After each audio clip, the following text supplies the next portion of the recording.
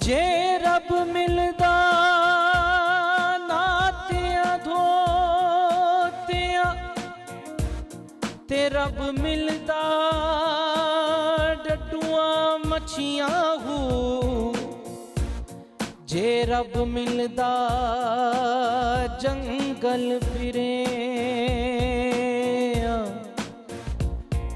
ते रब मिलदा गायां बच्छियां हू। रब उन्हां नू मिलदा बाहू अते नियतां जिन्हां दियां सच्चियां हू।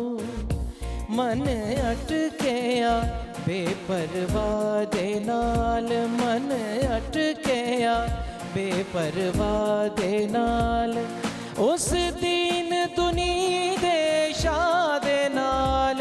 मन अटकिया बेपरवाह दे नाल, मन अटकिया बेपरवाह दे नाल। मुल्ला काजी मत्ती देंदे, मुल्ला काजी मत्ती देंदे, खरे सियाणे राहत सेंदे, खरे सियाणे राहत सेंदे, इश्क की लगे राह दे नाल। मन अटकिया बेपरवाह दे नाल, मन अटकिया बेपरवाह दे नाल, उस दीन दुनी दे शाह दे नाल। मन अटकिया बेपरवाह दे नाल, मन अटकिया बेपरवाह दे नाल। क्या बात है जनाब बोई भाई, क्या बात है आपकी, जिंदाबाद। अस्सलाम वालेकुम दोस्तों, मैं फ़हीम अब्बास आपको खुश आमदीद कहता हूँ न्यूज़ कैफ़े में। और मुझे यकीन है कि आप सब खैरियत से हैं और आज के दिन का अच्छा सा आगाज़ कर चुके हैं। बॉबी हमारे वैसे शो का आगाज़ कर ही चुके हैं। बॉबी भाई सर, मैं ये सोच रहा था कि हमारी ज़िंदगी में ना अचीवमेंट्स वो आती रहती हैं, हम चीज़ें अचीव करते रहते हैं और उसके बाद बहुत जल्द भूल भी जाते हैं। जी जी, मतलब वो खुशी के कुछ लम्हात होते हैं हमारे लिए जो हम अचीव करते हैं और उसके बाद अगले मिशन पे निकल जाते हैं और वो उन लम्हात को हासिल करने के लिए जो हमने इतनी तगोदो की होती है वो उसे सेलिब्रेट ही नहीं करते ना ठीक से। जैसे मुझे याद, मैंने फिर सोचा कि मैंने अपनी ज़िंदगी की सबसे पहली अचीवमेंट मेरी क्या थी। बहुत सारी वो ग्रेजुअली सारा कुछ होता है हर एक की ज़िंदगी में। जब हम स्कूल जाते थे, अच्छा मैंने स्कूल बड़ा एक इंटरेस्टिंग एक वो था वो भाई कि हम तांगे पे स्कूल जाया करते थे। हाँ क्योंकि वहाँ पे वैन्स भी थी, मतलब मगर एक दो तांगे जो है ना वो भी स्कूल पे छोड़ा करते थे। हम जिद करते थे हमें तांगा लगवा के थे, हमने उस पर जाना है। तो वो काफ़ी सारे बच्चे होते थे उसमें। तो उसके बाद जो है वो जब इंसान बड़ा हो रहा होता है ना, वो थोड़ी सी कुछ अथॉरिटी चाह रहा होता है। तो अब हमारा ये था कि बस मैंने स्कूल जाना है और ख़ुद जाना है। मतलब मुझे अकेले स्कूल जाना है या फ्रेंड्स के साथ मुझे खुद जो है ना वो साइकिल लेके दे, उस पर मैं स्कूल जाऊंगा। अब माँ बाप को ना बड़ा डर लग रहा होता है कि बच्चा है, छोटा है, आप मतलब क्यों अकेले जाओगे। मगर वो तो एक देखते हैं, बच्चे को देखते हैं कि हाँ इतना मजबूत हो गया, तो वो पहली दफ़ा उन्होंने परमिशन दी कि ठीक है जाओ। तो ये एक मेरी पहली अचीवमेंट थी जो पता नहीं इतने दिन, इतने महीने घर में लड़ाई करने के बाद या एक जिद करने के बाद मुझे घर वालों ने परमिशन दी इस चीज़ की। आपकी इसी अचीवमेंट पे एक बात बताऊं आपको। हाँ। मतलब आप वो बात कर रहे हैं जो आम तौर पर बच्चों के साथ वालिदैन का एक रवैया होता है, यानी आम बच्चों के साथ जिसको अल्लाह ताला ने हर तरह से फिट फाट रखा हुआ है। हाँ। यानी ये उन बच्चों के साथ। मैं आपको एक बात बताता हूँ, मेरे वालिद साहब अल्लाह ताला उन्हें गरीब की रहमत करे, उनकी 15 साल की मेहनत, रोज़ दिन में 2 बार मेरे स्कूल वो चक्कर लगाते, क्योंकि मैं बोर्डिंग में था। अच्छा, मैं बोर्डिंग में था, 2 बार वो दिन में चक्कर लगाते, सुबह और शाम। 15 साल उनकी यही रूटीन रही। चूँकि हमारी एजुकेशन ज़रा उसमें और एजुकेशंस भी शामिल होती, जैसे टेक्निकल एजुकेशन हो गई, म्यूज़िक हो गया और भी, तो इसलिए ज़रा टाइम ज़्यादा लग जाता है। तो 15 साल उन्होंने मेहनत की। मैंने एक दिन ठान ली, वही आप वाली बात, कि मुझे अकेले को घर जाना है। और कैन यू इमेजिन, जब मैं अकेला घर पहुंचा तो मेरे पेरेंट्स के ना वो खुशी थी ना वो सैडनेस थी, आई डोंट नो वो क्या था। वो हैरान थे। उनको समझ नहीं आ रहा कि वो खुश हो या परेशान हो, डांटें या अप्रिशिएट करें।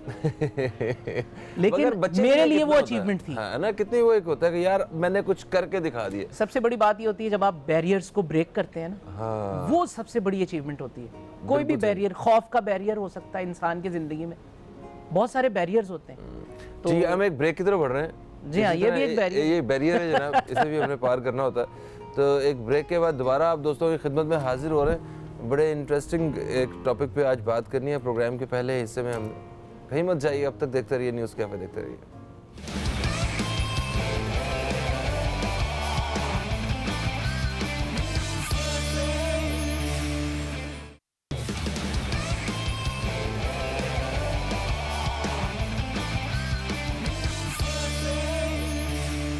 वेलकम बैक दोस्तों, आप देख रहे हैं न्यूज़ कैफ़े। मैं हूं फ़हीम अब्बास और वक्फे से पहले हम बात कर रहे थे, मैं और बॉबी, उन सुनहरे दिनों की जब हम स्कूल से इंडिपेंडेंट जब वापस आया करते थे या जाया करते थे तो उसको बहुत बड़ी कामयाबी समझा करते थे।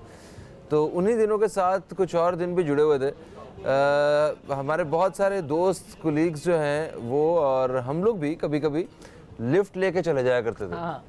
ठीक है, और लिफ्ट लेना कोई इतना कोई बुरा काम नहीं हुआ करता था और ना ही कोई ऐसा खौफ होता था हालात के हवाले से। आज तो हम लिफ्ट लेने के बारे में सोच भी नहीं सकते, और क्योंकि पता ही नहीं है आपने किसी को, और बच्चे तो ख़ास तौर पे बिल्कुल भी नहीं, कि आपने लिफ्ट ली, गाड़ी रुकी और आपको वो उतारने की बजाय कहीं और ही लेके चलेगी जो हालात चल रहे हैं।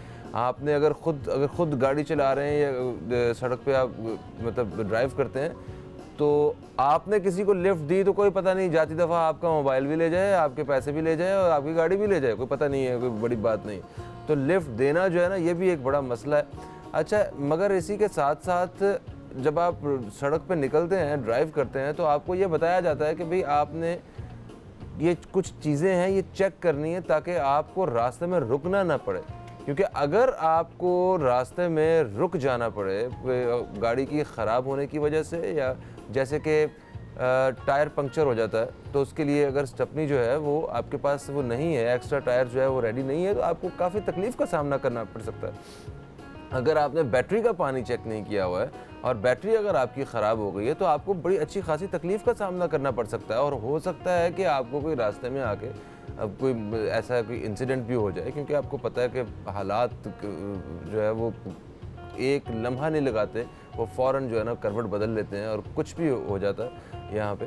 तो ख़ास तौर पे कराची जैसे शहर में तो आपको इसके बगैर जो है ना गुजारा नहीं है। बैटरी जो है वो बड़ी इंपॉर्टेंट है, बैटरी का पानी चेक करके उसे ज़रा पूरा आप देखें।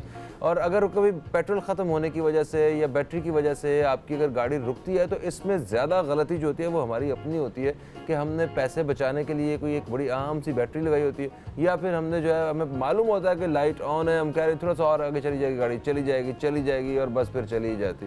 तो ये सारी चीज़ें हमें जो एहतियाती तदाबीर हैं उन्हें बिल्कुल हमें जहन में रखना है और उन पर काम भी करना है। और फिर गाड़ी चलाते वक्त आप सीट बेल्ट ज़रूर बांधें, ये मेरा आप सबको एक मैसेज है। आज हम जो बात करेंगे ना वो बैटरीज़ के हवाले से करेंगे। बैटरीज़ के हवाले से हमें बात करने की ज़रूरत इसलिए पेश आई कि लोगों का, जो लोग ड्राइव करते हैं उनका तो गाड़ी के ज़रिए बैटरी के साथ डायरेक्ट वास्ता रहता ही है उनका, मगर जो लोग ड्राइव नहीं करते हैं या जिनका कोई गाड़ी से कोई इतना ताल्लुक़ नहीं है, ताल्लुक़ वास्ता, उनका बैटरी से इसलिए वास्ता है कि घरों में आजकल UPS लगे हुए हैं और उसमें बैटरीज इस्तेमाल हो रही हैं। तो बैटरी की इसकी हिफाजत किस तरह करनी है कि ये हमें नुकसान ना पहुंचाए और हम किस तरह जो है इसे ज़्यादा देर तक मेंटेन रख सकें, किस तरह अपने पैसे बचा सकें, ये भी एक टॉपिक था। तो हमने कहा इसके ऊपर बात करते हैं। हमारे साथ मौजूद हैं जनाब मार्केटिंग हेड डेवू बैटरी के अली खान। हम आपको खुश आमदीद करते हैं। अस्सलाम वालेकुम। वालेकुम सलाम जी, कैसे हैं आप? ठीक ठाक? ज़बरदस्त अल्हम्दुलिल्लाह जी। कभी आपकी गाड़ी बंद हुई बैटरी की वजह से? ईमानदारी से बताइएगा, सही सही पुरानी बात हो, नई बात हो, जो भी। नहीं जी, काफ़ी टाइम हो गया अब तो, बट एक दो इंसिडेंट ऐसे हैं जब नॉर्दर्न एरिया में जाके एक दफ़ा बैटरी मेरी गाड़ी की भी ख़राब हुई, स्टूडेंट टाइम। अच्छा अच्छा अच्छा, पहले की बात। वहाँ तो गाड़ी के अगर पंक्चर भी हो जाए तो मसला बन जाता है, तो बैटरी का प्रॉब्लम कैसे सॉल्व किया होगा आपने? बड़ा जी, जैसे आपने अभी एक्सप्लेन किया है, ये ऐसे ही होता है कि हम यूजुअली मेंटेनेंस चीज़ों की जो कर रहे होते हैं, उसमें जब कोताही होती है तो you have to face problem, और आप फंस जाते हैं किसी ऐसी जगह पे जिसका आपको ख्याल भी नहीं आता कि यार मैं इस जगह पे इस प्रॉब्लम में फंस जाऊंगा। तो आप फैमिली के साथ एंड सम टाइम एकदम से, एंड बैटरी स्पेशली ऐसी चीज़ है जब वो ख़राब होती है तो आपको पता उसी वक्त पता चलता है कि एकदम से गाड़ी स्टार्ट नहीं हुई। ये क्या बैटरी धोखा दे जाती है क्या? बैटरी एक्चुअली आप ग्रेजुअली एक दिन स्टार्ट करेंगे, हो जाएगी, नेक्स्ट डे अगर वो चार्ज नहीं हो पाई या उसका एक लाइफ पूरी हो गई है, so next day it won't start, आपको तभी पता लगेगा। आपने हमें ये बताना है कि कैसे पता चलेगा कि बैटरी की लाइफ पूरी हो गई या नहीं हुई, इस बारे में ज़रा तफसील से बताइएगा, या फिर हमें कोई क्या जो है वो क्या देखना चाहिए बैटरी खरीदने से पहले, ताकि हमें इस तरह के प्रॉब्लम्स का सामना न करना पड़े। एक ब्रेक का वक्त है, ब्रेक के बाद वापस आप दोस्तों की खिदमत में हाजिर हो रहे हैं। कहीं मत जाइए, अब तक देखते रहिए न्यूज़ कैफ़े, देखते रहिए।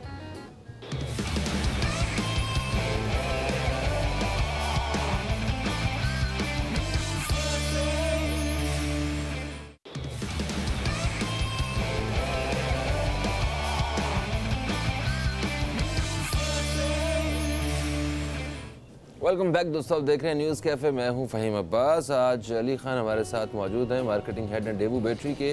और बैटरी के हवाले से हमें बता रहे हैं ये कि बैटरी किस किस्म की हमें ख़रीदनी चाहिए और किस तरह बैटरी की लाइफ ज़्यादा हो सकती है, किस तरह हम पैसे बचा सकते हैं। आज ज़रा ये इसी हवाले से हमें अवेयर करेंगे हमें किन किन चीज़ों का ख्याल रखना है। जी जनाब, तो आप बता रहे थे कि बैटरी जो है वो धोखा नहीं देती है, हम खुद धोखा देते हैं अपने आप को। हाँ जी, एक तो मेंटेनेंस का बड़ा इशू था, तो हमने स्टडी किया उसमें, वी गॉट टू नो कि लोग प्रॉपर्ली टाइमली मेंटेन नहीं करते हैं, इसकी वजह से बैटरी की लाइफ जो है वो आधी से भी कम या आधी लाइफ से पहले ही ख़राब हो जाती है। सो फॉर हमारी जो गाड़ियों की बैटरी की रेंज है complete Daewoo battery, for the first time in Pakistan हम एक कंप्लीट रेंज लेके आए हैं गाड़ियों की बैटरी की जो मेंटेनेंस फ्री है, 100% मेंटेनेंस फ्री बैटरी है।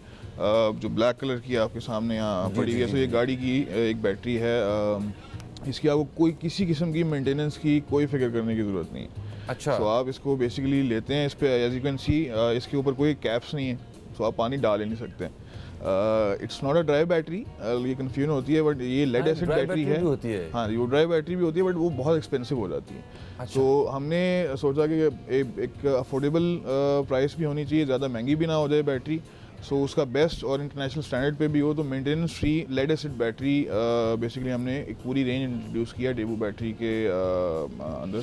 सो नो मेंटेनेंस रिक्वायर्ड, सो आप लेते हैं इजीली लगाएं, उसके बाद झंझट मेंटेनेंस से फ्री हो जाए। ये बैटरीज क्या चाइना की बैटरीज हैं या? नहीं, ये जी दिस इज़ कोरियन टेक्नोलॉजी। हमने कोरियन टेक्नोलॉजी पाकिस्तान में यहाँ उस पर प्रोड्यूस कर रहे हैं बैटरीज़ को, एंड कोरियन एक्सपर्ट्स हमारे प्लांट पे मौजूद होते हैं, वही उन्हीं की डायरेक्ट सुपरविजन में ये बैटरी प्रोड्यूस हो रही है, मैन्युफैक्चर हो रही है, एंड सारे इंटरनेशनल स्टैंडर्ड्स जो बैटरी के हैं वो हम यहाँ पे अल्हम्दुलिल्लाह मीट कर रहे हैं। एंड और इसको लोकल एनवायरनमेंट के मुताबिक भी हमने ऑप्टिमाइज़ किया है कि यहाँ पे क्या टेम्परेचर्स होते हैं, सर्दियाँ कैसी आती हैं, गर्मी कैसी आती है, अंडर बॉनेट टेम्परेचर्स क्या होते हैं गाड़ियों के, उसके मुताबिक हमने इस टेक्नोलॉजी को इंट्रोड्यूस किया है।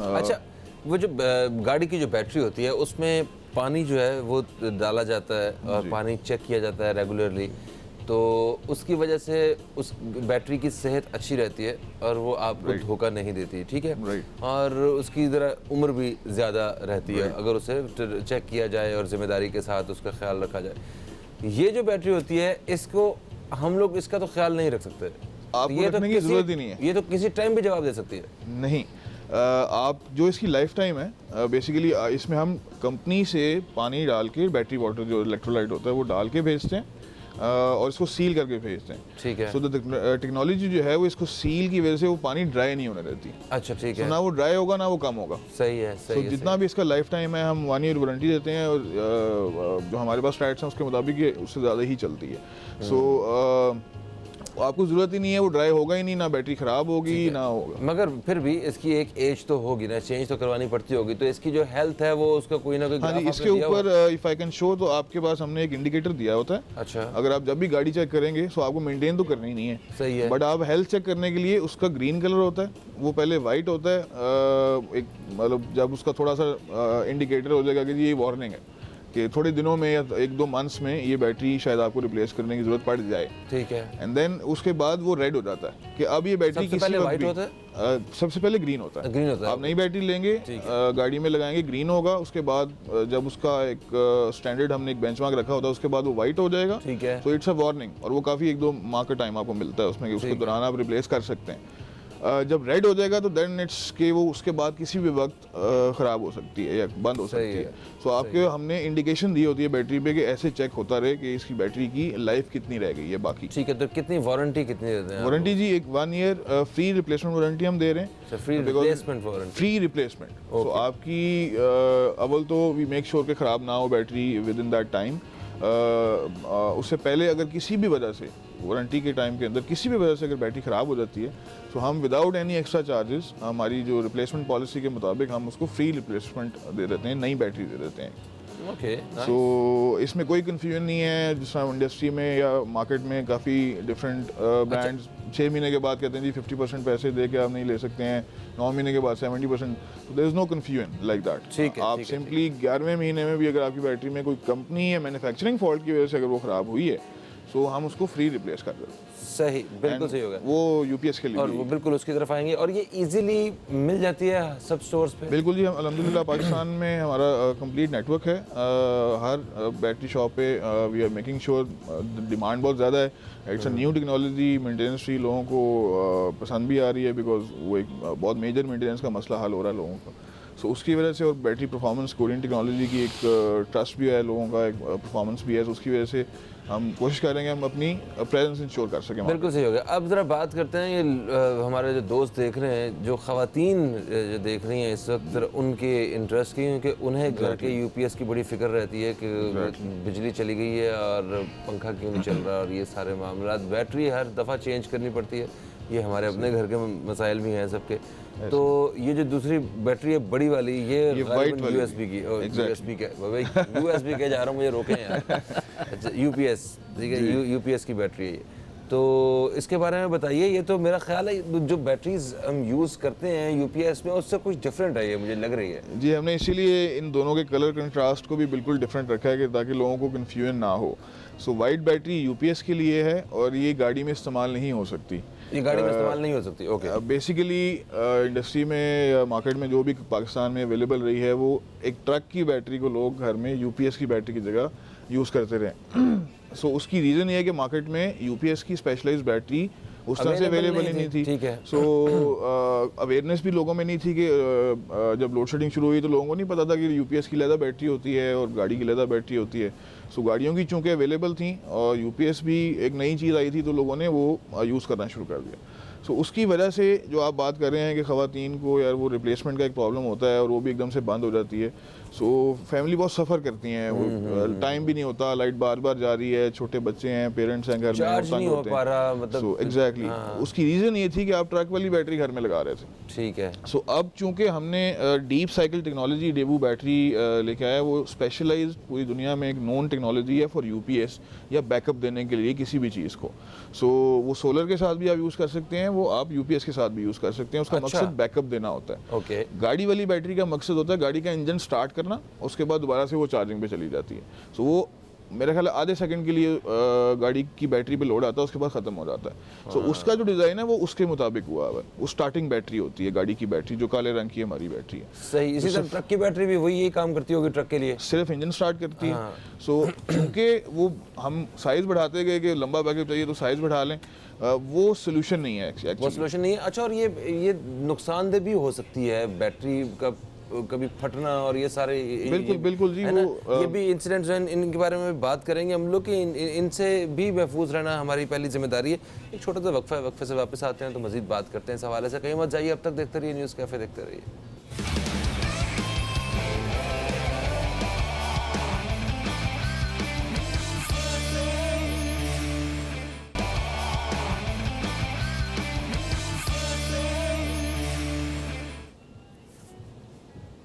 वेलकम बैक दोस्तों, आप देख रहे हैं न्यूज़ कैफे। मैं हूं फ़हीम अब्बास। आज अली खान हमारे साथ हैं, मार्केटिंग हेड डेवू बैटरी के। और वक्फे से पहले हमने बात की कार बैटरी के हवाले से, और अभी हमें बता रहे थे यूपीएस की बैटरी के बारे में। उन्होंने ये कहा कि ये जो यूपीएस की बैटरीज हमारे घर में लगी रहती हैं, ये इस मकसद के लिए नहीं है, और इसी वजह से हमें इन काफ़ी तकलीफ़ का सामना रहता है उनकी चार्जिंग के हवाले से और उनके एक्सपायर होने के हवाले से। तो ये आपने बताया कि जनाब ये एक जो बैटरी आप लोग दे रहे हैं, ये है असल में यूपीएस की बैटरी? जी, बेसिकली टेक्नोलॉजी है, डीप साइकिल टेक्नोलॉजी, और डेवू बैटरी लेके आई है कंप्लीट रेंज यूपीएस के लिए। सो ये बेसिकली इसका डिस्चार्ज रेट एक गाड़ी वाली बैटरी या ट्रक वाली बैटरी से ज़्यादा होता है। सो नॉर्मली चूँकि गाड़ी वाली बैटरी लंबा बैकअप टाइम देने के लिए नहीं बनी होती, सो उसका discharge rate somewhere around 30-40 maximum 40% तक होता है। उसके बाद वो बंद हो जाती है, वो पावर नहीं देती है, यूपीएस बंद कर देती है। तो चूँकि ये डीप साइकिल के लिए ख़ास एक टेक्नोलॉजी है, डीप साइकिल टेक्नोलॉजी, तो डेवू बैटरी ने यही रेंज सिर्फ यूपीएस की बैटरी के लिए रखी हुई है। So it's a low maintenance deep cycle technology वाली बैटरी है। इसका डिस्चार्ज रेट होता है वो समवेयर अराउंड 80% तक भी चला जाता है, 70-80% तक जाता है। सो जिसकी वजह से लंबा discharge rate, deep discharge rate होने की वजह से इसका बैकअप जो है वो लॉन्गेस्ट है और उसकी लाइफ भी लॉन्गेस्ट होती है। सो आप अक्सर देखते हैं कि घर में बैटरी बंद हो जाती है, वो उसके बाद उसको चार्ज कराने भेजना पड़ता है। सो जितने नंबर ऑफ़ टाइम्स वो बैटरी बंद होती है और वो दोबारा चार्ज होती है, तो उसकी स्ट्रक्चर प्लेट्स वगैरह वो हर्ट होती हैं, वो डैमेज होती हैं, उसकी लाइफ उसकी वजह से कम हो जाती है। अच्छा, बिजली का इस्तेमाल भी ज़्यादा होता है कि जब यूपीएस चार्ज हो रहा होता है, बैटरीज चार्ज हो रही होती हैं, इसकी लाइट होती है तो इसको भी लाइट पहुंच रही होती है साथ साथ, और जब लाइट जाती है तो 15 मिनट बाद जो है ना वो बैटरी ठुस और वो तो कुछ चल नहीं रहा होता है। तो क्या इससे भी फ़र्क पड़ता है? बिजली का इस्तेमाल भी ज़्यादा हो रहा होता है क्या इसकी बैटरी नहीं, वैसे जनरली जब अगर देखिए, हर चीज़ आपको एक यूपीएस की स्पेसिफिकेशंस भी देखनी है कि आपका लोड कितना है, कितने पंखे, कितनी लाइट्स आपके घर में लगी हुई हैं, उसके मुताबिक आप यूपीएस सेलेक्ट करते हैं, और कितना लंबा बैकअप टाइम चाहिए आपको, उसके मुताबिक आप यूपीएस की बैटरी का साइज सेलेक्ट करते हैं। ठीक है। सो पहले चूंकि वो बैटरी बनी नहीं थी बैकअप के लिए, तो लोग नॉर्मली बड़ी से बड़ी साइज लेते गए लंबा बैकअप टाइम लेने के लिए। सो वो उसका हल नहीं था। हल ये है कि आप सही टेक्नोलॉजी लें जो बैकअप के लिए, यूपीएस के लिए बनी है। सो उससे आप अगर सेम साइज भी रखेंगे तो आपका बैकअप टाइम लंबा हो जाएगा। मिसाल के तौर पे एक ट्रक वाली बैटरी 100 एम्पेयर की है, और एक ट्रक वाली battery deep cycle battery UPS के लिए डेवू बैटरी की है। सो उसका हमारे वाला जो बैटरी आपको सेम एम्पेयरेज साइज में या सेम मॉडल में आपको ज़्यादा लंबा बैकअप टाइम देगी। अच्छा। जो तकरीबन दुगना होता है, 1.5 से 2 गुना तक लंबा हो सकता है, प्रोवाइडेड कि आपने उसकी यूपीएस की क्या सेटिंग्स और आपकी कैसा लाइटिंग का है निज़ाम घर में। सो लाइफ भी 1.5 से 2 गुना लंबी हो सकती है, और बैकअप टाइम भी आपको लंबा मिल सकता है। ओके। और इसकी हम वारंटी भी इसीलिए 1 साल की दे रहे हैं, जबकि मार्केट में मोस्टली ये जनरली 6 महीने की यूपीएस की वारंटी लोगों ने देना शुरू कर दी। जी हाँ। तो उसकी रीज़न ये है कि वो बैटरी यूपीएस के लिए है नहीं, तो वो उसका इस्तेमाल चूँकि गलत है तो वो जल्दी ख़राब हो जाती है। और हम चूँकि वो टेक्नोलॉजी ही वही लेके आए हैं यूपीएस की बैटरी के लिए, तो हमें ज़्यादा कॉन्फिडेंस है कि ये लंबा टाइम चलेगी, इसलिए हम 1 साल की फ्री रिप्लेसमेंट वारंटी दे रहे हैं। सही। तो ये क्योंकि डेवू हमारे पाकिस्तान में इसका अच्छा खासा एक नेटवर्क है, तो एक आप अगर क्लेम करने में भी मेरा ख्याल आसानी होती होगी कस्टमर को। बिल्कुल जी, पाकिस्तान में कमी अगर अगेन वी मेक श्योर कि ना हो। हमारे स्टैंडर्ड्स कुछ ऐसे हैं, इंटरनेशनल स्टैंडर्ड्स हैं जिस पे हम, और सबसे एडवांस टेक्नोलॉजी का प्लांट हमने कोरिया से इंपोर्ट किया हुआ है। सो वो वी मेक श्योर कि वो कम से कम चीज़ हो इन द फर्स्ट प्लेस। अगर हो भी जाए सो वी मेक श्योर कि वो, एक तो हमने पॉलिसी बड़ी सिंपल रखी हुई है, 1 ईयर फ्री रिप्लेसमेंट वारंटी। सही है, सिंपल। इस तरह की कोई कंफ्यूजिंग और डिटेल कोई टर्म्स एंड कंडीशंस नहीं रखी हुई जिससे कंज्यूमर कंफ्यूज हो। सही है। अच्छा, ये बताइए कि ये बैटरीज जो आप मतलब आप बता तो रहे हैं कि ये वाकई दूसरी बैटरीज से बेहतर हैं, ठीक है, कंपैरेटिवली आपने कहा कि ये एक्चुअली ये बेहतर है, तो क्या प्राइस में भी ये उनसे ज़्यादा है? नहीं जी, प्राइस में जितने हम बेनिफिट्स दे रहे हैं उसके मुकाबले में ज़्यादा फ़र्क नहीं है। हमारी वेबसाइट है www.devubattery.com। ठीक है। सो हमारी भी वेबसाइट पे सारी प्राइसेस हर आर्टिकल की, हर बैटरी की मौजूद हैं, हर साइज़ की बैटरी के प्राइसेस मौजूद हैं। आप खुद भी जाके देख सकते हैं कि इतना ज़्यादा सिग्निफिकेंट डिफरेंस नहीं है दोनों गाड़ी की बैटरी में भी और यूपीएस की बैटरी में भी। ठीक है। बट जो बेनिफिट हम लेके आ रहे हैं वो काफ़ी ज़्यादा हैं एक नॉर्मल बैटरी से। बिल्कुल सही है। पहली बात तो लाइफ की है, बैटरी लाइफ की है ज़्यादा जी, उसका यूजेज है कि आपको ख़त्म नहीं होता, फैमिलीज़ को प्रॉब्लम नहीं होता, घर में छोटे बच्चे हैं इतनी गर्मी में तंग होते हैं, सो वो backup time is very important for UPS. ठीक है। अच्छा ये बताएं कि अगर किसी को ना मिल रही हो उसके एरिया में, तो वो क्या वो आप डेवू बैटरीज ये हमारी वेबसाइट पे बिल्कुल लिंक है, आप जाके वहाँ पे कमेंट ड्रॉप कर सकते हैं कि जी मुझे यहाँ चाहिए। बाय द वे हम इन अ वीक और सो सिर्फ लाहौर में फ्री होम डिलीवरी भी स्टार्ट करने लगे। So for the very first time आपको लाहौर में कहीं भी ऑन द रोड अगर फीमेल्स की मेल्स की गाड़ी आपकी ख़राब हो गई है, तो आपको within some specified time आपको गाड़ी की बैटरी रोड पे मिल जाएगी और यूपीएस की बैटरी घर पे आपको विदाउट एनी एक्स्ट्रा चार्ज मिल भी जाएगी और लगा के भी जाएंगे। क्या बात है जनाब, जिंदाबाद। बहुत शुक्रिया अली खान साहब। हमारे प्रोग्राम के इस हिस्से का वक्त अपने खुताम की तरफ है। मेरा ख्याल है हमने आज लोगों को काफ़ी ज़्यादा इन्फॉर्मेशन दे दी है बैटरी के हवाले से। मगर दोस्तों जो अभी हम ब्रेक की तरफ बढ़ेंगे, ब्रेक से वापस आएंगे तो एक दूसरे मौजू पर बात करेंगे जिसमें मुझे आपकी बहुत ज़्यादा ज़रूरत है, आपकी राय की बड़ी ज़रूरत होगी। कहीं मत जाइए, अब तक देखते रहिए न्यूज़ कैफ़े, देखते रहिए।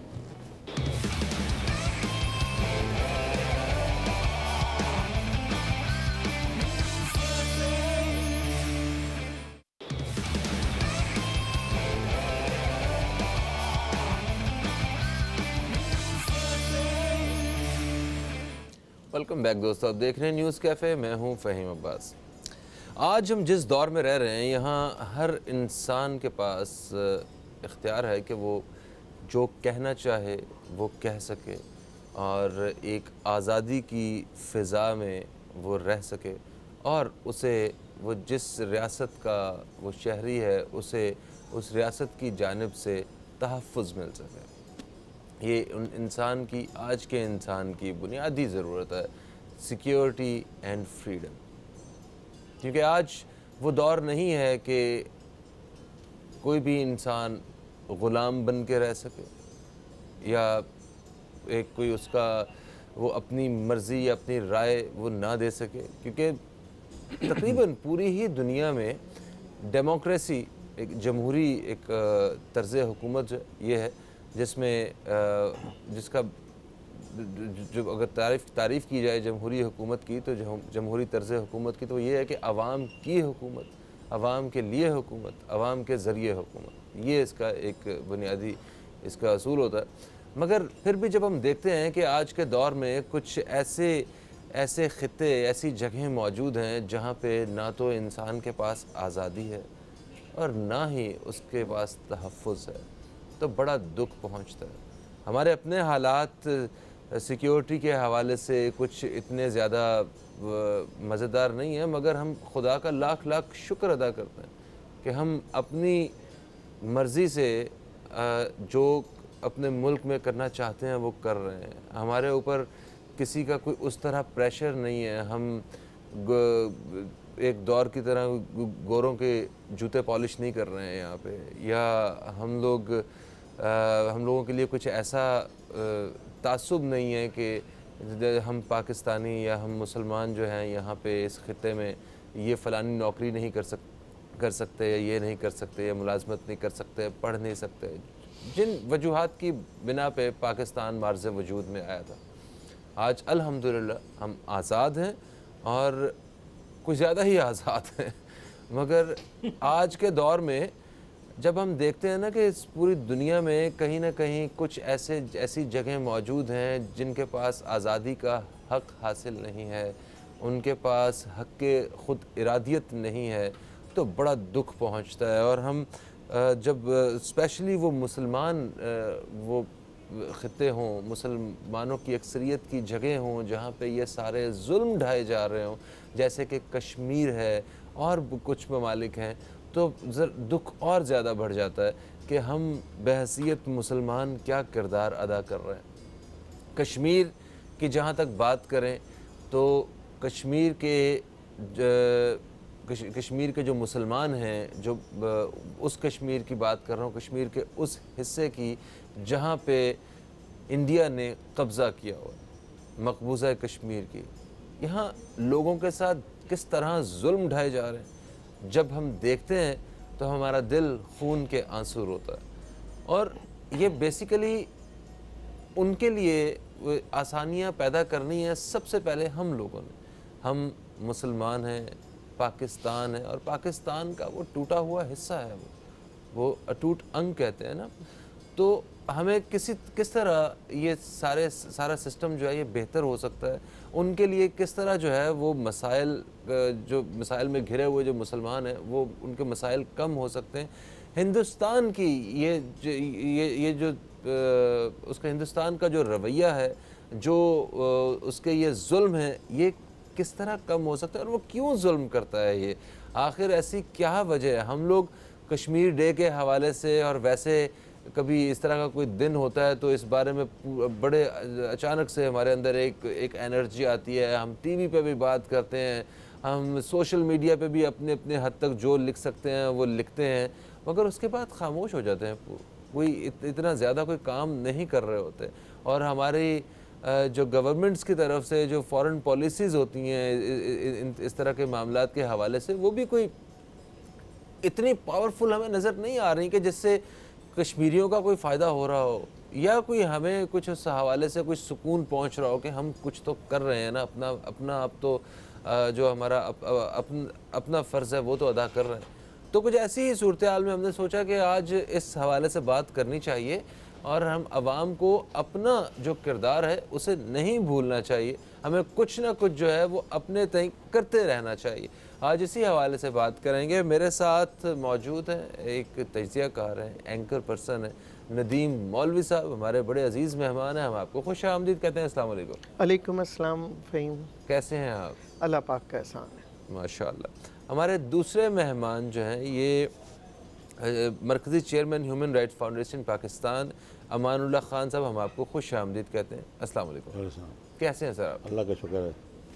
तो नदीम भाई ये बताइए कि बचपन में हम दुकानों वगैरह पे उधार के बारे में ये लिखा होता था उन्होंने कि उधार मोहब्बत की कैंची है, एक जुमला, और दूसरा जुमला कश्मीर की आज़ादी तक उधार बंद है। तो मुझे बताएं, क्या उन दुकानों से कभी दोबारा उधार शुरू हो सकता है? कश्मीर आज़ाद हो सकता है? फ़हीम, एक बड़ी प्यारी बात आपने कही कि हम अक्सर जज्बाती हो के कुछ वक्त के लिए तो बहुत चीखते चिल्लाते हैं, फिर खामोश हो जाते हैं। पर यहाँ बात है इंसानियत की, यहाँ बात है उन माँओं की जिन्होंने अपने बच्चे खोए हैं। आज भी मैं कश्मीर के अलावा भी मैं कहता हूँ, कभी उस माँ के पास जाके बैठिए जिस माँ ने अपनी औलाद खोई है, तो आपको उसका दर्द महसूस होगा। यहाँ मसला अब कश्मीर का ये हो गया है कि जिस तरह से कई ख़ानदानों में झगड़े चलते हैं, आपने देखा होगा कि एक शख्स मर गया, उसके बाद उसका बेटा उसका बदला लेता है, फिर उसका एक और बेटा, पीढ़ियों पे पीढ़ियाँ ये दुश्मनियाँ चलती हैं। इर्रिस्पेक्टिव ऑफ कश्मीर में बात कर रहा हूँ। क्यों होता है? क्योंकि एक इंसानी कत्ल जब होता है, कहते हैं सारी दुनिया इसके ऊपर हिल जानी चाहिए, कहते कायनात के इंसानियत का कत्ल होता है। ठीक है, तो अगर हम इसको ये सोचते हुए कश्मीर के मसले को सोचे कि एक इंसान का कत्ल मतलब सारी इंसानियत का कत्ल है, तो मसले का हल हो सकता है ना।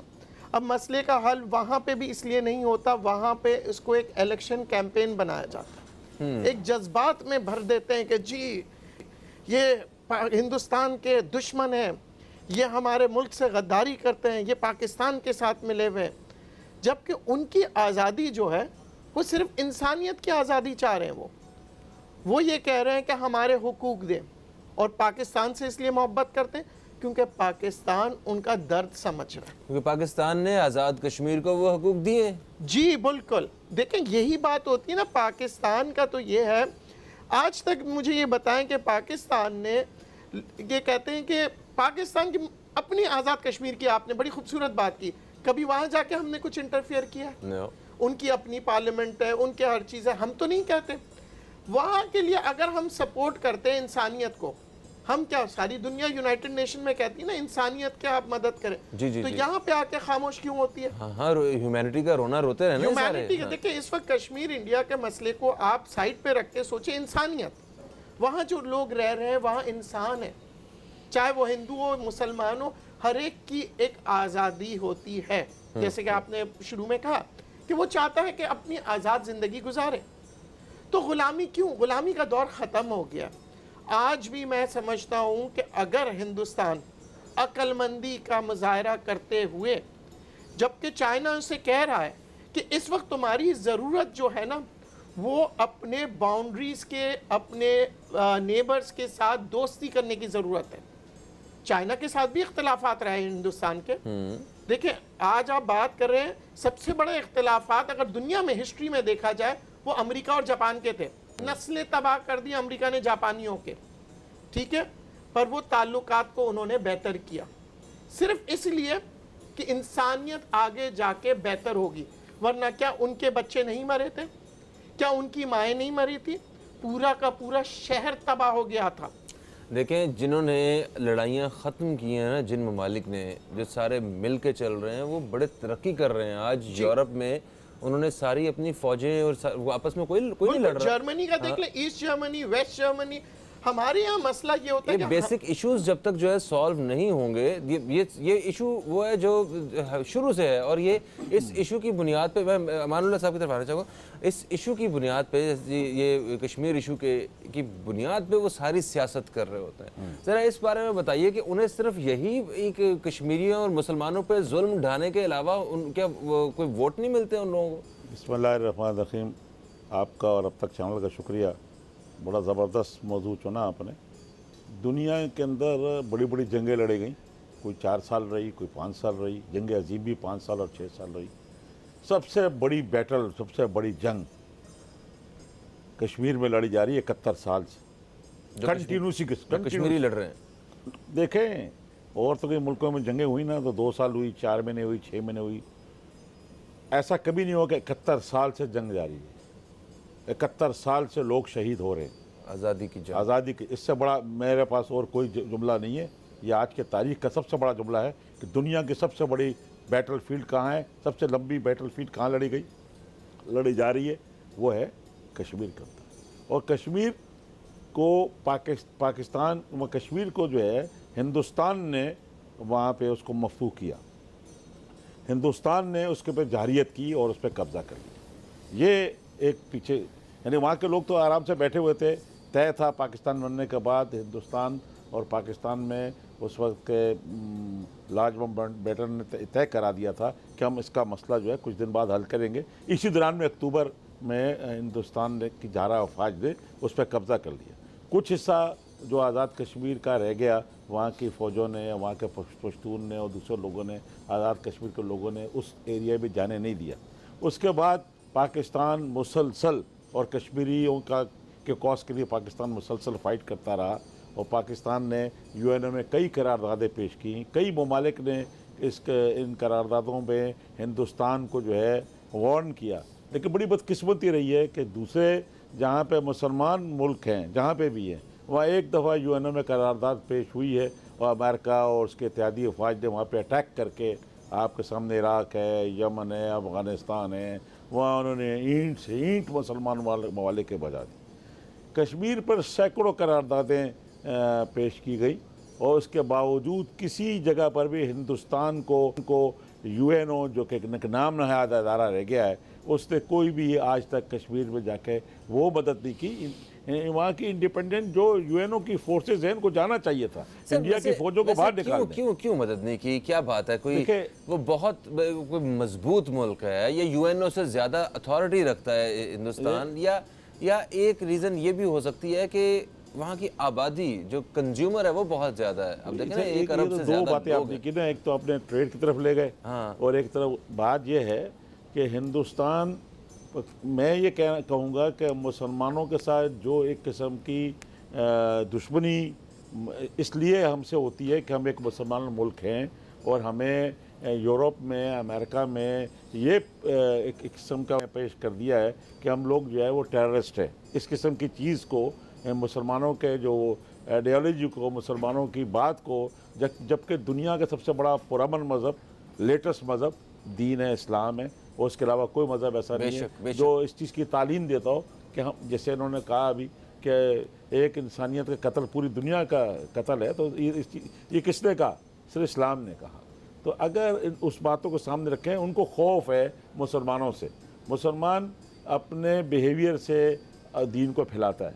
मुसलमान ने कभी ऐसा नहीं किया कि ज़बरदस्ती कोई किसी को बाय फोर्स उसको इस्लाम को नहीं, उसके रिलीजन को तकसीम नहीं किया, वो नहीं करवाया कि आप बाय फोर्स मुसलमान हो जाए। हम अभी जा रहे हैं उस तरफ, कश्मीर की तरफ। मजबूरी, इतना मजबूर कर दिया है वहाँ के लोगों को, कश्मीर के लोगों को, कि वो आज़ादी के लिए बाहर निकल आए।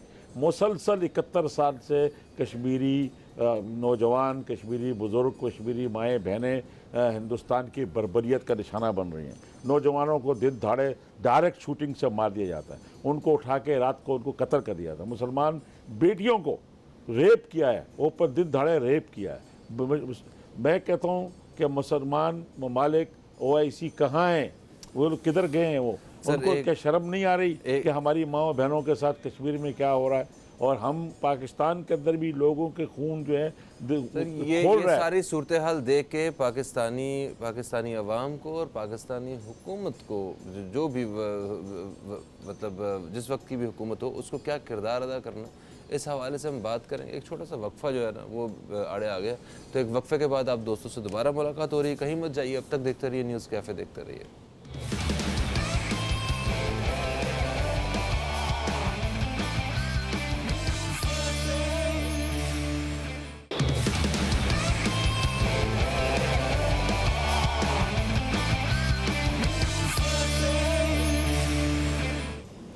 वेलकम बैक दोस्तों, आप देख रहे हैं न्यूज़ कैफ़े। मैं हूं फ़हीम अब्बास और आज हम कश्मीरी अवाम की हक़ ख़ुद इरादियत के हवाले से और इनके बुनियादी हक़ के हवाले से आज हम बात कर रहे हैं अपने प्रोग्राम में। हमारे साथ अमानुल्लाह ख़ान साहब मौजूद हैं और नदीम मौलवी साहब मौजूद हैं। अच्छा, जैसे कि वक्फे से पहले हमें अमानुल्लाह साहब ने बताया कि इंडिया जो है वो सियासत करता है कश्मीर के नाम पे, उन पे जुल्म ढा के, और ये कह के कि ये लोग जो हैं ये गद्दार हैं, अब हमारे मुल्क में रह के पाकिस्तान का नारा लगाते हैं, और इस किस्म की और बहुत सारी बातें। और उन बेचारे निहत्ते शहरियों पे, अपने फ़ौजियों को छोड़ा हुआ जिन्होंने, जो कि उनके जवान बच्चों को मार रहे हैं, बेटों को चुन चुन के मार रहे हैं बग़ैर किसी वजह के, और उनकी जो हमारी जो माएँ बहनें हैं मकबूजा कश्मीर में रहने वाली, उनके साथ ज़्यादतियाँ कर रहे हैं और जुल्म व ज़्यादती का निशाना बना रहे हैं। तो आप बताइए मुझे कि इसमें बहसीत मुसलमान, ठीक है, और एक पड़ोसी होने के नाते भी और पाकिस्तानी होने के नाते, हमारी जो गवर्नमेंट्स हैं इनको क्या प्लान बनाने चाहिए? किस तरह ये जो इंडिया का जो जुल्म है वो कश्मीर में ख़त्म किया जा सकता है, या हम किस तरह मदद कर सकते हैं कश्मीरियों की? फ़हीम, मसला ये आता है दोनों गवर्नमेंटों में आग लगाने वाले ज़्यादा है, बुझाने वाले कम। मुझे एक बात बताएं, मैं हिंदू रिलीजन के बारे में ये थोड़ी सी नॉलेज रखते हुए, मैं एक दोस्त है हमारे, मैंने उनसे पूछा था कि सबसे बड़ी पूजा कौन सी है? उन्होंने कहा सबसे बड़ी पूजा है गणेश जी की पूजा, उससे पहले कोई पूजा नहीं हो सकती। मैंने कहा वो क्या है? कहने गणेश का मतलब है प्यार की पूजा, मोहब्बत की पूजा, और वो पूजा जिसमें हम कहते हैं जब तक के मोहब्बत शामिल नहीं हो हमारी इबादत शुरू नहीं होती। ठीक है, ये गणेश की पूजा करने वाले क्या भूल जाते हैं कि इंसानियत मोहब्बत सबसे पहले है? ठीक है, दूसरी बात, हमारी तरफ आए, हम क्या कहते हैं? भाईचारा, मोहब्बत, खुलूस। हमारे यहाँ मसला ये होता है कि हमें हर जगह दुनिया में बांटा गया है, मारा गया है, हिंदू मुसलमान या क्रिश्चियन कह के। हमारा मज़हब ने यही सिखाया है मोहब्बत। ठीक है, अब वो क्योंकि मज़हब मजबूत होते जाता है, क्योंकि सबसे अल्लाह का फजल करम है कि हम पैदा मुसलमान हुए हैं, तो हमें तो ये बाय बर्थ अपॉर्चुनिटी मिली है। पर जो लोग मुसलमान बन रहे हैं वो क्यों बनते हैं? वो पढ़ के आ रहे हैं ना, वो ये देख रहे हैं कि ये मज़हब बहुत अच्छा है, मोहब्बत फैलाता है, इंसानियत, जितने ह्यूमन राइट्स जो दुनिया में अंग्रेज़ों ने लिखे हैं वो आप उठा के देख लें, खुदा की कसम मैं चैनल पे चैलेंज कर सकता हूँ, वो सारी बातें कुरान शरीफ में और हदीसों में लिखी हुई ह्यूमन राइट्स के बारे में, सारी बातें। तो उन्होंने तो अभी शुरू किया है ना लिखना ह्यूमन राइट्स। हमारे तो इस्लाम ने दुनिया बनाते ही रसूल खुदा के ज़रिए से ह्यूमन राइट्स के सारे पैगामात दे दिए। बात यह है कि आग को बुझाना ज़्यादा अच्छा है बनिस्बत भड़काना। बिल्कुल सही, बिल्कुल सही। और हम लोगों की लड़ाई की वजह से हमारे अवाम जो हैं वो पिस रहे हैं, दोनों ममालिक के। ऐसा नहीं है कि क्योंकि इन लड़ाइयों को मतलब अपने एक सिक्योरिटी को और सारे इन मामलात को देखने के लिए हमें जो एक बजट होता है उसका एक बहुत अच्छा खासा हिस्सा इसके लिए रिजर्व करना पड़ता है, उनको भी करना पड़ता है।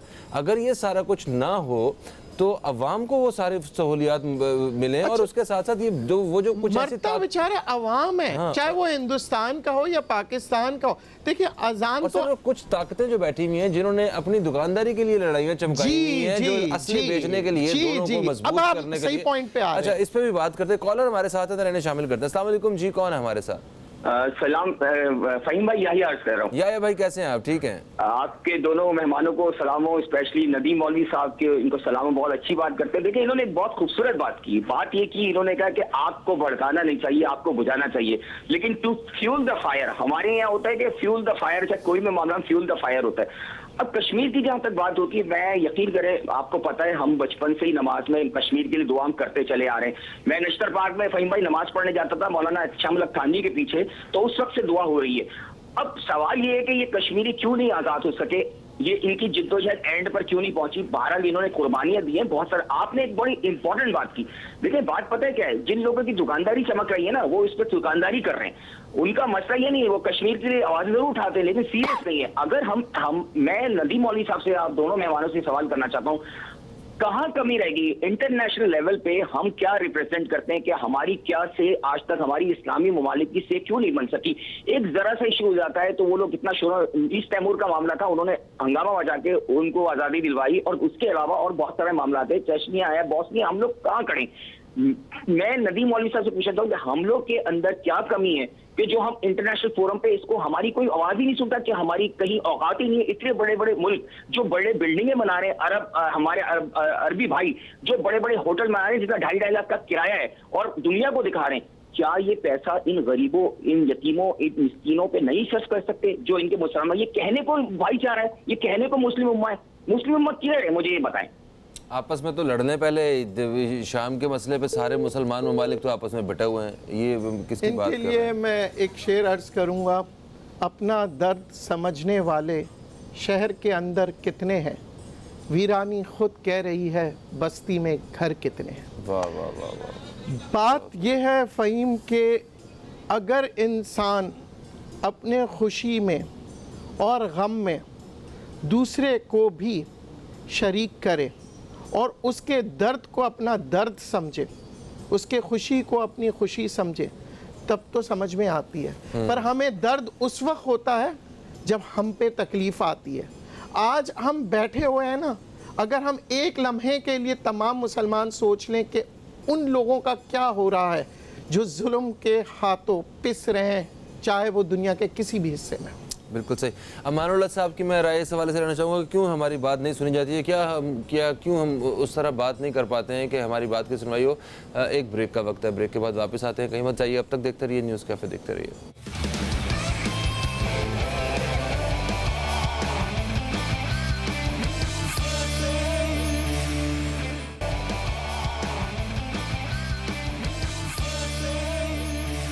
वेलकम बैक दोस्तों, आप देख रहे हैं न्यूज़ कैफ़े, मैं हूं फ़हीम अब्बास। अच्छा अमानुल्लाह साहब, ये बताइए, जैसे वक्फे से पहले भी बात हो रही थी कि याया भाई ने भी बात की कि क्यों हमारी जो बात है वो उस तरह सुनी नहीं जा रही है, और यूएन खामोश क्यों है, उसे ये इंसानों का मसला नज़र नहीं आता है? क्या इसमें कारोबार इन्वॉल्व हैं बड़े पैमाने पे, जो मतलब बिज़नेस के पॉइंट ऑफ व्यू से, या फिर असले की ख़रीदो फ़रोख्त ये एक बहुत एलिमेंट है? क्या वजह, या हमारी सुस्ती है? देखिए, सबसे बड़ी बात है कि आपको ये समझना होगा, और कोई पाकिस्तान के अंदर ऐसा शख्स नहीं है जो उसको समझने में परेशानी है। 1947 में जब पाकिस्तान हमारे वजूद में आया, उस दिन से लेके आज तक हिंदुस्तान ने पाकिस्तान को दिल से तस्लीम ही नहीं किया। 1965 में जेनेवा कन्वेंशंस की करारदादों में हिंदुस्तान ने मजबूरन तो पाकिस्तान को एक्सेप्ट किया, लेकिन उसके बाद भी वो हमेशा अपने मुल्क में उसी तरह की हाइट क्रिएट करके रखता है पाकिस्तान के ख़िलाफ़। इलेक्शन उनकी इसी बेस के ऊपर होते हैं। करते करते 65 में उसने पाकिस्तान पे जारियत की, 58 में जारियत की, 71 में पाकिस्तान को तोड़ा उसने। तो कौन नहीं जानता कि हिंदुस्तान ने पाकिस्तान को आज तक तस्लीम नहीं किया। मुसलसल हर रोज़ हम आए दिन ख़बरें सुन रहे हैं। इस पूरे 71 से लेके आज 2018 तक हिंदुस्तान की फ़ौजें कभी कश्मीर से आती हैं, कभी थर पे आती हैं, कभी लाहौर पे आती हैं, बॉर्डर्स पर मूव करता है। हिंदुस्तान का सारा मीडिया, हिंदुस्तान के सारे सियासतदान, हिंदुस्तान की सारी पार्लियामेंट पाकिस्तान के ख़िलाफ़ हाइट क्रिएट कर रखते हैं। बॉर्डर के इस तरफ पाकिस्तानी आवाम चाहते हैं कि हम हिंदुस्तान के साथ सुकून से रहें, पाकिस्तानी गवर्नमेंट भी चाहती है कि हम सुकून के साथ रहें, लेकिन वो लोग अपने मुल्क में सारा खेल ही, उनकी सारी सियासत पाकिस्तान के ख़िलाफ़ है। अच्छा, चाहे आप देखें एक चीज़, क्या उनके अवाम चाहते हैं कि मतलब कश्मीर में जुल्म ज़्यादती हो, कि ये जो हुकूमती सतह पे या फिर अपना उनकी आर्मी की सतह पे ये सिर्फ ये चीज़ें क्रिएट की गई? वहाँ के लोगों ने, अभी मैं कश्मीर के लीडरों की बात सुन रहा था कि वहाँ आइडियोलॉजी के बेसिस पे मामला है। वहाँ चूँकि मेजॉरिटी मुसलमानों की है और वहाँ उनका दो कौमी नज़रिया उनका भी है कि वहाँ वो लोग हिंदुस्तान के साथ रहना नहीं चाहते। पाकिस्तान ने कई दफ़ा ऐसे हल पेश किए कि जैसे उन्होंने कहा कि जी रेफरेंडम करा दें, इंडिया ने नहीं होने दिया। जैसे उन्होंने कहा जी चनाब रिवर के जो बॉर्डर है इस पर आ जाएँ, तो चलो उस कश्मीर के साइड पे चनाब रिवर के बॉर्डर पर इतने इस साइड का जो हिस्सा है वो सब मुसलमानों का है, वो आ जाए। लेकिन हिंदुस्तान किसी चीज़ पर भी राज़ी नहीं हुआ और वो ज़ोर और ज़बरदस्ती की बुनियाद पर, आप अंदाज़ा लगाएं, पहले 6 लाख, इस वक्त 12 लाख इंडियन फोर्सेस वहाँ पे, 12 लाख अफराद जो है ट्रुप्स इंडिया के कश्मीर के अंदर जो है वहाँ जुल्म और ज़्यादती के अंदर 11-12 लाख तो उनकी टोटल फौज है शायद। 12 इस वक्त 6 लाख से 12 लाख पैरामिलिट्री फोर्सेस भी है ना, तो वो भी वहाँ पहुँचे, पुलिस के दस्ते हैं, पैरामिलिट्री रेंजर्स हैं, रेगुलर फोर्सेस तो 6 लाख हैं जो वहाँ मौजूद हैं, जो लड़ रही हैं। उनकी आधी आर्मी वहाँ लड़ रही है। आप अंदाज़ा लगाए ना कि डायरेक्ट शूटिंग कर रहे हैं, उसके मुकाबले वो गुलेल या पत्थर मार रहे हैं। हाँ, उसके क्या करेंगे? आप देखें ना रोज़ाना कितनी शहादतें हो रही हैं। सही। अच्छा सर, एक चीज़ है, ये तो मामलात हैं, अल्लाह करे कि उनके लिए आसानियाँ पैदा हों, इन मसाइल से बाहर निकलें। वो बड़ा दुख होता है जब ये सुनते हैं, देखते हैं फुटेज वगैरह। हल क्या है? हमें अवाम को क्या अपना किरदार अदा करना है और गवर्नमेंट को क्या करना है, ये ज़रा मुख्तसरन बताइएगा ताकि फिर आगे बड़ी सिंपल सी बात है। हिंदुस्तान के अवाम इस वक्त चाहते हैं, ख़ास तौर से कश्मीर के अवाम, हमें हिंदुस्तान से नहीं वास्ता, कश्मीर से वास्ता है। कश्मीरी मुसलमान चाहता है कि उसको आज़ादी दी जाए, हिंदुस्तान से छुटकारा लेना चाहता है, और फिर आप इंडिपेंडेंस कश्मीर जो है, जो जिस तरह पाकिस्तान ने अपने आज़ाद कश्मीर को इंडिपेंडेंस किया हुआ है, इसी तरीके से वो कश्मीर हमारे आज़ाद कश्मीर में शामिल हो गए, गवर्नमेंट बन रहा है। लेकिन वो हिंदुस्तान इस वक्त जो कश्मीरी है उसका एक ही नारा है, वो कहता है हक़ आज़ादी चाहिए। दूसरा नारा लगाता है कश्मीर बन के रहेगा पाकिस्तान। आप देखें जितनी भी उनकी कश्मीर के अंदर जितनी भी एजिटेशंस हो रही हैं, सब में वो पाकिस्तान का झंडा लिए हुए हैं और पाकिस्तान के लिए नारा लगा रहे हैं। तो इसी बेसिस के ऊपर हम वहाँ के लोगों का इस चीज़ का ख्याल करते हुए कि हिंदुस्तान के कश्मीरी मुसलमान पाकिस्तान से अलग चाहते हैं और यही एक सोल्यूशन है। सही। नदीम मौलवी साहब, मुख्तसरन मुझे ये बताइएगा, आज के इंसान के पास एक सोशल मीडिया की ताकत है, ठीक है, वो अपनी राय जो है वो कह सकता है, वो सिर्फ हैशटैग करके UN लिखेगा ना, तो वो UN तक बात पहुंच जाएगी उसकी, ठीक है। तो मतलब हम लोगों को क्या करना चाहिए, और वोट देने से पहले क्या हमें ये देखने की ज़रूरत है कि कश्मीर के हवाले से कौन सी पार्टी जो है वो ज़्यादा अच्छे मंसूबे रखती है? देखिए, सबसे अहम बात है इंसानियत, ठीक है। अगर हम मज़हब की बात करेंगे तो बहुत लंबी चले जाएगी। हिंदुस्तान तो आज भी ईरान से इंपोर्ट करता है, सऊदीया से इंपोर्ट करता है, दुबई से इंपोर्ट एक्सपोर्ट करता है। ट्रेड सारे मुसलमान कंट्रीज से सबसे ज़्यादा इंडिया कर रहा है। बात यह है, हमें ये सोचना है कि इंसानियत के लिए हमें एक आवाज़ उठानी है, ताकत से नहीं और लड़ के नहीं, मोहब्बत से दिलों को जीतना है, आग बुझाना है, बढ़ाना नहीं है। Thank you. बहुत शुक्रिया नदीम मौलवी साहब। अमानुल्लाह साहब, आपका भी बहुत शुक्रिया। फुरकान बॉबी, आप कुछ अपने खूबसूरत बोलों के साथ और अपनी खूबसूरत आवाज़ के साथ हमें रुखसत करें। दोस्तों, हमारे प्रोग्राम का वक्त अपने ख़त्म की तरफ पहुंच चुका है। ये मसला हमने सिर्फ ज़िक्र इस हवाले से किया क्योंकि हल मसाइल का तब होता है जब तक उनको हम भूलते नहीं और फ़िक्रमंद रहते हैं। तो हमें फ़िक्र है, हमें कश्मीरी भाइयों के साथ मोहब्बत है, हम चाहते हैं कि किसी तरह उनके लिए आसानियाँ पैदा हों। अपना बहुत सारा ख्याल रखें, दुआ में याद रखें। आप दोस्तों से फिर मुलाकात होगी, तब तक के लिए खुदा हाफ़िज़। पाकिस्तान जिंदाबाद। मेरे वतन, मेरे वतन, मेरे वतन, मेरे वतन, मेरे वतन तेरी जन्नत में आएंगे एक दिन, सितम शारों से तुझको छुड़ाएंगे एक दिन। मेरे वतन तेरी जन्नत में आएंगे एक दिन, सितम शारों से तुझको छुड़ाएंगे एक दिन। करियो मंजूर जिगरा माय माय शाह, माय माय शाह।